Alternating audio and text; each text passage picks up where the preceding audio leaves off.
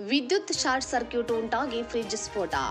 ಬೆಳಗಾವಿ ಜಿಲ್ಲೆಯ ರಾಮದುರ್ಗ ತಾಲೂಕಿನ ಇಟಿ ಓಣಿಯಲ್ಲಿ ಬೆಚ್ಚಿ ಬೀಳಿಸುವ ಘಟನೆಯೊಂದು ನಡೆದಿದೆ. ಮನೆಯೊಂದರಲ್ಲಿ ವಿದ್ಯುತ್ ಶಾರ್ಟ್ ಸರ್ಕ್ಯೂಟ್ ಉಂಟಾಗಿ ಫ್ರಿಡ್ಜ್ ಸ್ಫೋಟಗೊಂಡಿದ್ದು, ಅದೃಷ್ಟವಶಾತ್ ಯಾವುದೇ ಪ್ರಾಣಾಪಾಯ ಸಂಭವಿಸಿಲ್ಲ.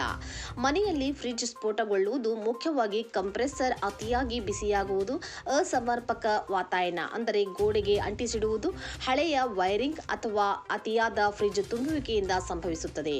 ಇದನ್ನು ತಡೆಯಲು ಫ್ರಿಡ್ಜ್ ಅನ್ನು ಗೋಡೆಯಿಂದ 1 ಅಡಿ ದೂರದಲ್ಲಿ ನೇರ ಸೂರ್ಯನ ಬೆಳಕಿನಿಂದ ದೂರವಿಡಿ. ನಿಯಮಿತವಾಗಿ ಸ್ವಚ್ಛಗೊಳಿಸಿ ಮತ್ತು ಅತಿಯಾಗಿ ತುಂಬಬೇಡಿ. ಚಳಿಗಾಲದಲ್ಲಿ ಸ್ವಲ್ಪ ಎಚ್ಚರ ತಪ್ಪಿದರೂ ಫ್ರಿಡ್ಜ್ ಸ್ಫೋಟ ಆಗಬಹುದು. ಜನ ಈ ವಿಷಯದಲ್ಲಿ ಗಮನ ಕೊಡಲ್ಲ. ಕೆಲವು ತಪ್ಪುಗಳನ್ನು ತಪ್ಪಿಸಿದರೆ ಫ್ರಿಡ್ಜ್ ಹಾಳಾಗದಂತೆ ನೋಡಿಕೋಬಹುದು. ಈ ಮುನ್ನೆಚ್ಚರಿಕೆಗಳನ್ನು ಪಾಲಿಸುವುದರಿಂದ ಫ್ರಿಡ್ಜ್ನ ಜೀವಿತಾವಧಿಯನ್ನು ಹೆಚ್ಚಿಸಬಹುದು ಮತ್ತು ಅನಾಹುತಗಳನ್ನು ತಡೆಯಬಹುದು. ನಾನು ಹೊಲಕ್ಕೆ ಹೋಗಿದ್ದೀರಿ ಸರ್, ನನಗೂ ಗೊತ್ತಿಲ್ಲ.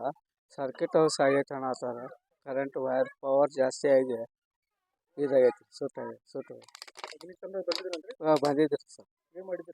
ಅವ್ರು ಬಂದು ಇದು ಮಾಡಿ ಆರಿಸಿ ಇದು ಮಾಡಿ